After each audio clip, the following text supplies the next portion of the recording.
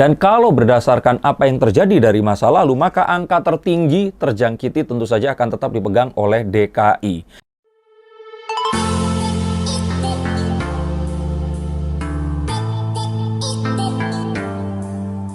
Halo Sensikers, kembali berjumpa bersama saya Denny Darko. Tidak ada yang namanya misteri, yang ada adalah tanda-tanda yang kita semua coba untuk mengerti. Gelombang ketiga COVID-19 pasti akan terjadi. Ini bukan ramalan, ini adalah sebuah pendekatan saintifik dan saya tidak sendiri karena ada juga seseorang yang ini bukan orang sembarangan berpendapat serupa. Nah, ini bukan artinya mendoakan yang buruk. Tapi karena kita tahu bahwa virus ini masih ada bersama kita. Dan saat kita sudah berpindah dari pandemi menuju endemi, ini artinya gelombang-gelombang berikutnya ini niscaya pasti akan terjadi, hanya akan sebesar apa impact dan dampaknya itu tergantung kepada kita semua. Tanpa berlama-lama, saya ambil kartu dan keluar kartu The King of Wands, di mana ini adalah pertanda bahwa gelombang ketiga ini pasti akan terjadi. Seperti yang dikatakan oleh seorang ahli virologi, dan juga beliau ini merupakan guru besar di Universitas Udayana di Bali, Bapak Profesor Dr. Hewan I Gusti Ngurah Mahardika, yang memprediksikan bahwa gelombang ketiga ini akan terjadi di awal 2022. Persis seperti yang saya perkirakan, either di akhir 2021 atau di awal 2022. Dan ini jelas sangat bisa terjadi di waktu tersebut. Lonjakan kasus COVID ini merupakan benchmark yang juga terjadi di Singapura saat video ini saya buat, di mana meskipun vaksinasi di Singapura ini mencapai angka di atas 60%, tapi tetap tidak terhindar gelombang ketiga terjadi juga. Nah, mengingat vaksinasi di Indonesia yang sudah mencapai angka di atas 50%, diharapkan ini akan segera mencapai angka yang lebih tinggi, sehingga saat itu tadi terjadi, korban meninggal dunia dapat ditekan dan diharapkan kalau bisa sih tidak akan pernah ada. Singapura sendiri mencatat korban meninggal setiap harinya kalau tidak salah 1 digit. Lonjakan ini akan terjadi di 1 pekan, dan selama sepekan ini tiba-tiba terjadi spiking atau lompatan yang sangat tinggi. Ini berdasarkan kartu saya, sesuatu yang tidak terprediksi, dan ini akan sempat menghebohkan dan mengagetkan.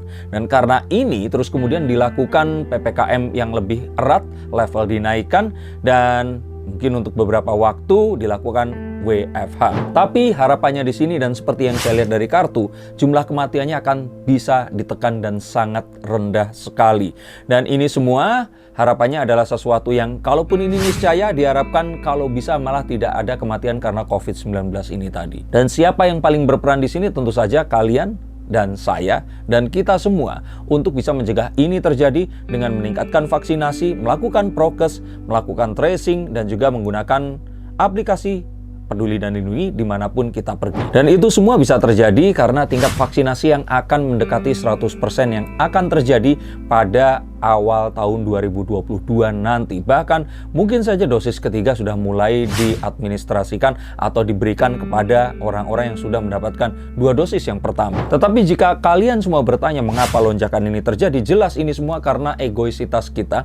Bagaimana manusia yang euforia selama ini merasa bahwa ini semua sudah selesai, merasa ingin untuk bisa melakukan sesuatu yang menjadi hak mereka, dan akhirnya berpesta di penghujung tahun 2021 dalam liburan panjang yang walaupun di sini pemerintah sudah berusaha untuk menekan, tapi masyarakat akan tetap membandel, dan di beberapa pihak. Tapi sayangnya kebandelan ini akhirnya ikut mengenai orang-orang yang berusaha tertib, karena ya tidak bisa dipungkiri manusia adalah makhluk sosial dan kita berinteraksi satu dan yang lainnya setiap hari. Tapi yang pasti di sini banyak korban yang meninggal dunia ini didominasi dari daerah dengan vaksinasi yang rendah. Artinya bisa ditebak bahwa daerah dengan vaksinasi tinggi akan lebih sedikit jumlah kematiannya. Dan kalau berdasarkan apa yang terjadi dari masa lalu, maka angka tertinggi terjangkiti tentu saja akan tetap dipegang oleh DKI.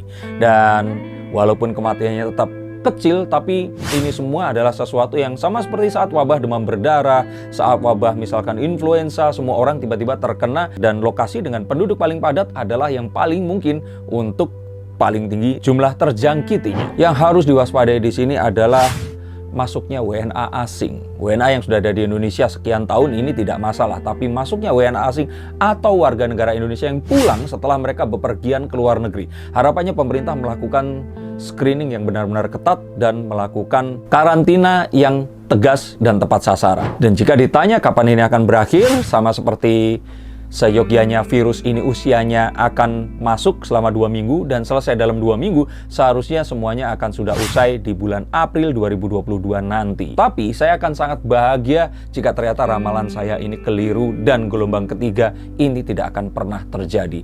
Tapi untuk kita ketahui bahwa Indonesia seperti konten sebelumnya sudah mulai untuk siap-siap masuk ke masa endemi setelah pandemi yang terjadi sekian lama, dan semoga di masa ini semua kematian dan angka positif bisa dikurangi dan kita semua segera kembali ke kenormalan yang pernah kita alami dan hidup seperti dulu lagi. Terima kasih, sampai jumpa dan salam.